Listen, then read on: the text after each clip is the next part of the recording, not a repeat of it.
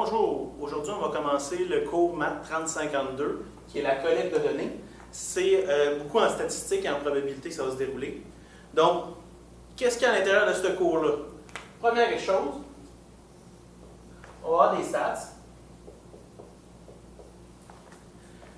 Les stats, qu'est-ce que ça va nous servir? C'est exemple, maintenant, on pourrait faire une étude de marché. On a une petite compagnie, on veut savoir qu'est-ce qu'on va faire. Donc, exemple.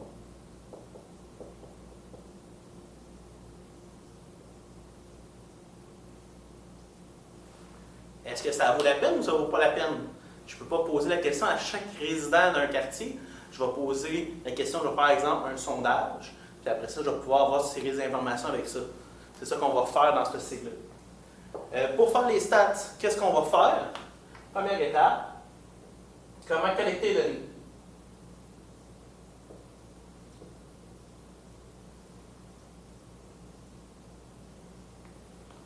Une fois qu'on va avoir collecté les données, on va les organiser.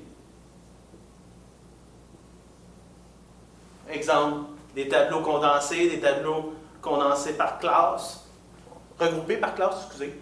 On va justement en parler plus tard. Une fois qu'on va faire ça, on va sortir les infos.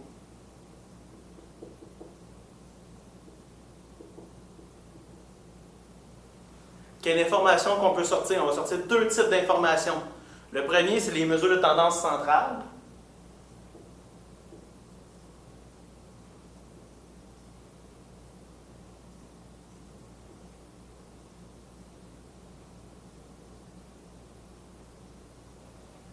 Ça, tu as peut-être déjà entendu parler souvent, sûrement la moyenne, par exemple. C'en est un type. Il y en existe d'autres comme le mode, la médiane. On va travailler ça plus tard. Le deuxième type de données, c'est les mesures de dispersion.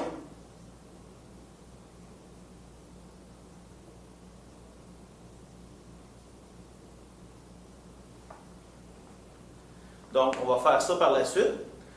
L'objectif d'aller ces deux types d'informations-là, c'est qu'après ça, on va pouvoir aller tirer des conclusions. Donc, le but, c'est de tirer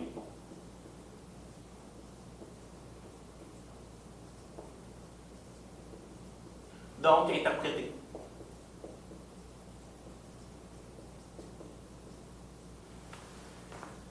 Ça va être notre premier chapitre. Notre deuxième chapitre va être sur les probabilités.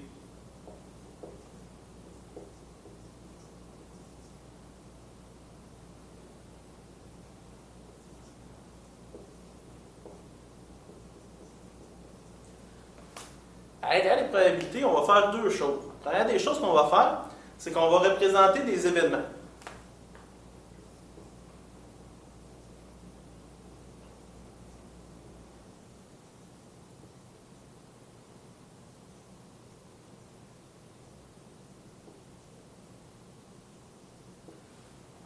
Un exemple, j'ai une boîte de Smarties et j'ai des petits cubes. Je veux savoir c'est quoi la probabilité de piger, exemple, 2 verres à l'intérieur. Comment on va calculer ça? C'est justement il existe plusieurs techniques. Première technique qu'on a déjà vue en secondaire 1, les arbres.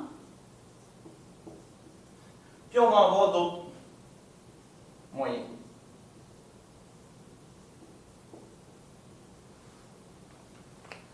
Ça, on va faire ça pour les situations relativement simples. Mais aussi, il va y avoir des situations plus complexes, où on va se jouer avec des plus gros nombres, ou que là, maintenant, exemple, un arbre ou un dessin ne nous permettra pas nécessairement d'arriver directement à la réponse. Ça, c'est le cas du dénombrement.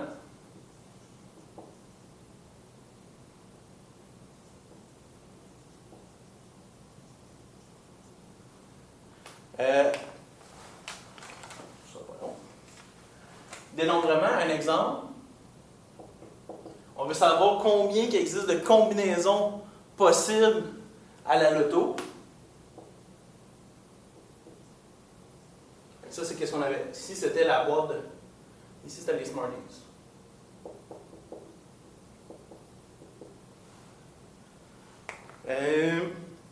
On va venir calculer ça. C'est l'autre partie. Comme ça, on va pouvoir déterminer, grâce à ça, on va pouvoir déterminer tout c'est quoi la probabilité dans tous les jeux de hasard.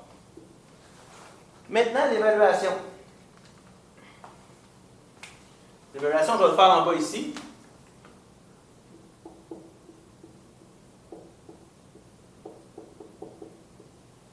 Et tu vas être évalué de deux façons. Tu vas avoir juste un examen, mais l'examen va être séparé en deux parties. La première partie, ça va être des questions courtes.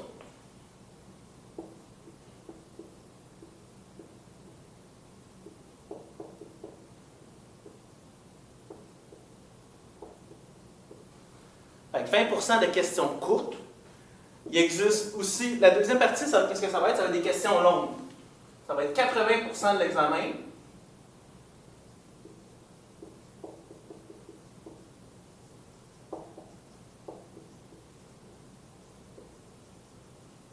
Donc, des questions à développement.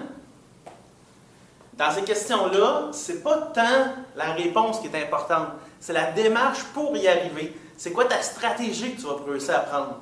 Dans une autre vidéo, plus tard, je vais t'expliquer exactement c'est quoi qu'on va corriger, puis c'est quoi la grille de correction, puis comment tu peux justement prendre avantage de ça. Ici, dans ce 80%-là, tu vas avoir trois questions pour réussir à essayer de prouver comme quoi tu as des bonnes stratégies puis tu comprends bien la matière. Tu vas avoir deux questions en stats et une en probabilité. Qu'est-ce qu'il y a comme difficulté dans ce cours-là? Ça va être surtout qu'il ne faut pas juste apprendre les différents sujets, parce que ça, tu vas avoir ta feuille de notes à l'examen où tu vas avoir toutes tes équations que tu aurais besoin pour le faire. Mais c'est surtout aussi qu'il faut être capable de jouer avec pour pouvoir interpréter. Ça ne sera pas juste du par cœur, du question-réponse.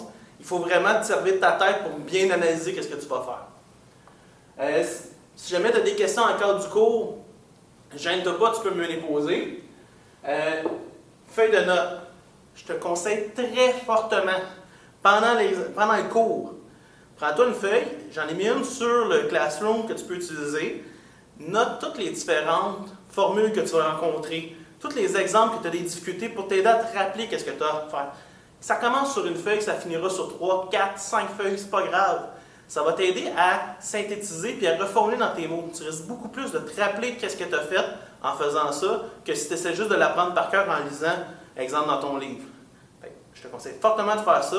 L'autre chose aussi, quand tu vas arriver pour faire ta feuille pour l'évaluation en examen, que tu dois une feuille recto, bien, si tu as à résumer 2 pages, au lieu de résumer un livre, c'est beaucoup plus facile à faire. Fait que tu vas gagner du temps plus tard. Fais de notes. Fait que c'est pas mal ça en maths 3052. Si jamais tu as des questions, gêne-toi pas, tu peux venir me voir à l'école ou tu peux m'envoyer un courriel aussi si jamais tu es à distance. Passe une bonne journée, puis bon, c'est